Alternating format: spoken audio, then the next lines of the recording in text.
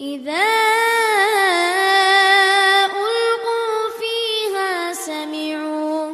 سمعوا لها شهيقا وهي تفور تكاد تميز من الغيظ كلما ألقي فيها فوج سألهم خزنتها ألم يأتكم نذير قالوا بلى قد جاءنا نذير